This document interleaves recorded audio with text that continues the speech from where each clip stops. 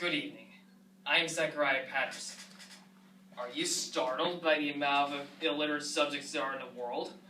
According to Benedict Taryn, a member of the United Nations Educational, Scientific, and Cultural Organization, there are about 860 million men and women who cannot read or write.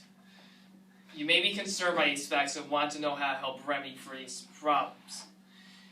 Components of society require literacy, and this has become increasingly true as I pursue a Bachelor of Science in Accounting.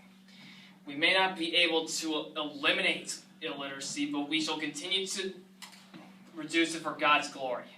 In this presentation, I will cover the problem, difficulties, and solutions to the problem.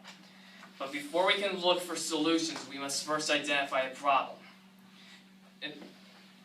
There are illiterate subjects. There are people who cannot read or write worldwide. This is mostly common in developing countries.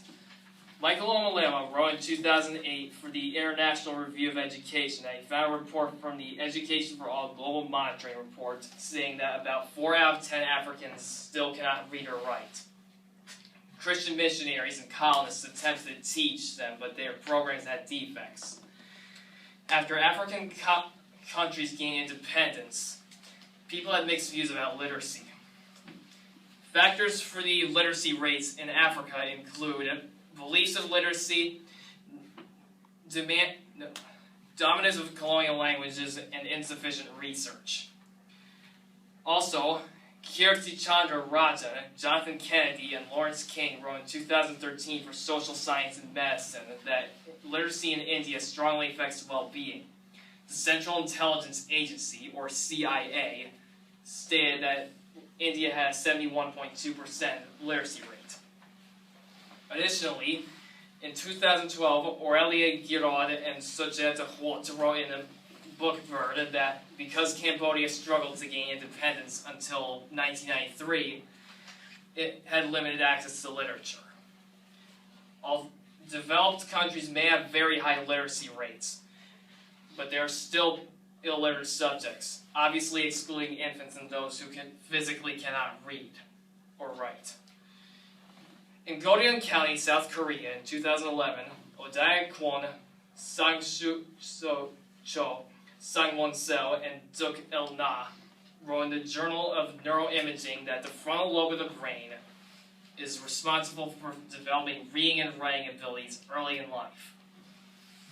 Also, Frederick J. Morrison, Heather J. Bachman, and Carol McDonald Connor, authors of Improving Literacy in America, Guidelines for Research, say that factors of illiteracy among American children include increased problems, increased demand for literacy, the nature of free countries, and the illiteracy worsening in of itself. Finally, in 2013, in the European Journal of Education, Sari Sulkerman wrote that results from the 2009 Program of International Student Assessment stated that about 1 out of 5 European adolescents had trouble reading.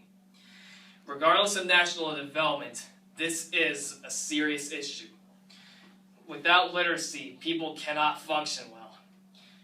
Followers of all religions, especially Christianity, where it says in Mark 16:15, are told to go out and teach what they have learned to other people. For example, the Bible shows how to trust in Jesus Christ and was written for generations to come. Without written communication, far fewer people can know about Jesus. God expects people to trust in Jesus independently, and not being able to read can be detrimental to their choices. We have now identified the problem, but what can we do to solve it? Well, one way is to use a well-structured curriculum in which it includes a wide variety of literature and is as inclusive to people as possible. Another way is to teach children how to read and write as soon as they can. Again, Kwon and others say that literacy acquired during childhood will enhance metabolism in the brain. Furthermore, Alfredo Ardila and others wrote in the Archives of Clinical Psychology that reading and writing allow for other critical thinking skills to develop. Developing writing systems for spoken languages is a way to introduce writing tribes, many tribes, such as Latin, Greek, Cyrillic, Hiragana, Katakana, and Hangul. These are 3 solutions to continue reducing the problem of illiteracy, so we shall wrap this up. Illiteracy exists both in developing countries and developed ones. Literacy rates in developing countries often trace back to history, while those in more developed countries based on demand for skills. In any case, illiteracy is harmful. Fortunately, there are many solutions. Illiteracy may still exist, but we shall continue to reduce it for the glory of God and for the sake of society. Someone who could not read or write previously will thank you later.